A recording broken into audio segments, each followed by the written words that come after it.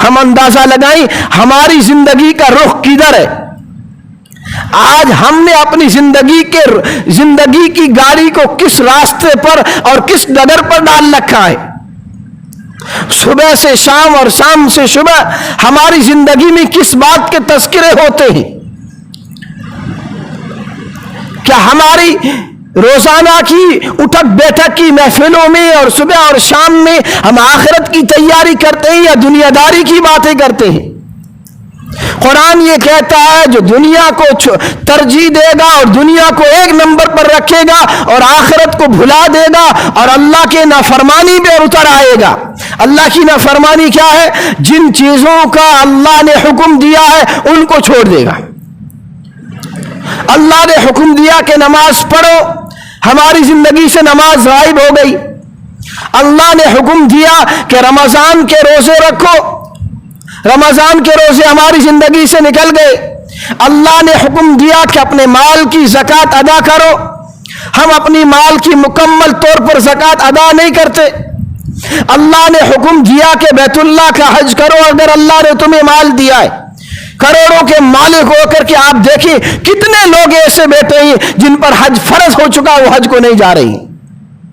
یہ اللہ کے احکامات کی نافرمانی ہے. یہ اس بات کی نشانی ہے کہ ہم نے دنیا کی زندگی کو ترجیح دے دی اور دنیا کی زندگی کو اول نمبر پر رکھا ہے اور آخرت کی زندگی کو ہم نے پس پشت ڈال دیا ہے اور آخرت کی زندگی کو ہم نے بھلا دیا ہے. اور جو آخرت کی زندگی کو بھلائے گا اور دنیا کی زندگی کو ترجیح دے گا، اللہ قرآن میں فرماتے فَإِنَّ الْجَحِيمَ هِيَ الْمَأْوَىٰ، سوچ لینا چاہیے کہ جہنم ایسے لوگوں کا ٹھکانہ ہے. جنت کی خوشخبری نہیں ہے ایسے لوگوں کے لیے، جہنم کی خوشخبری ہے.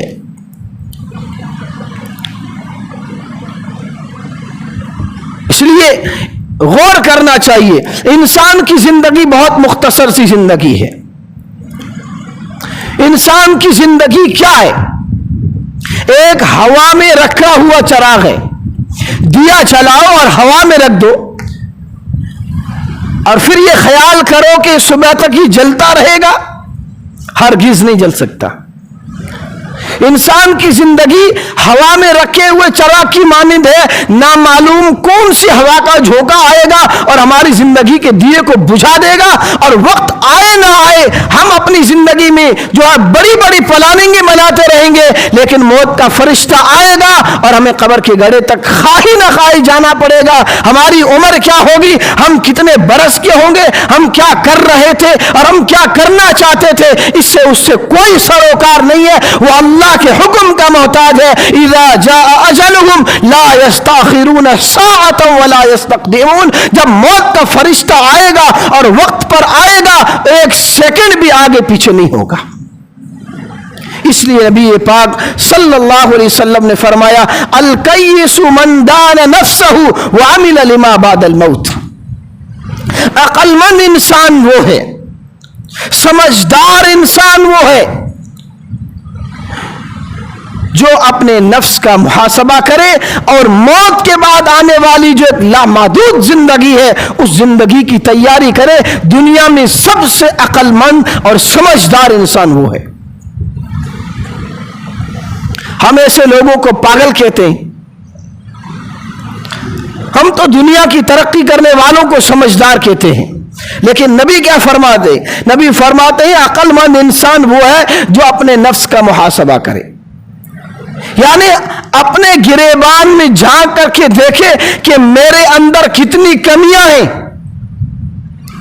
آج سب سے بڑی مصیبت یہ ہے کہ ہم لوگوں میں اپنے اندر جھانکنے کی عادت ختم ہو گئی.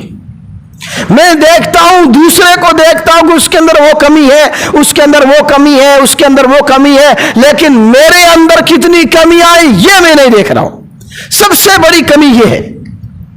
اس لیے کہتے ہیں کہ جب انسان دوسرے کی طرف انگلی کرتا ہے تو اس کو سمجھ لینا چاہیے کہ اگر سامنے والے میں ایک عیب ہے تو تیری 3 انگلیاں تیری طرف آ رہی ہے. وہ اس بات کا تجھے میسج دے رہی ہے کہ سامنے والے میں اگر ایک کمی ہے تو تیرے اندر 3 کمیاں موجود ہے. پہلے اپنی کمیوں کو درست کر، پھر دوسرے کی طرف انگلی اٹھا. اس لیے ہماری زندگی کا بنیادی مقصد دنیا کمانا نہیں، دنیا کے مال و اسباب اکٹھا کرنا نہیں، یہ تو دنیا کی زندگی میں اور زندگی جینے کے اسباب ہے، لیکن اصل جو ہمارا ہدف ہے، اصل جو ہمارا مقصد ہے، وہ ہے مرنے کے بعد کی زندگی کی تیاری۔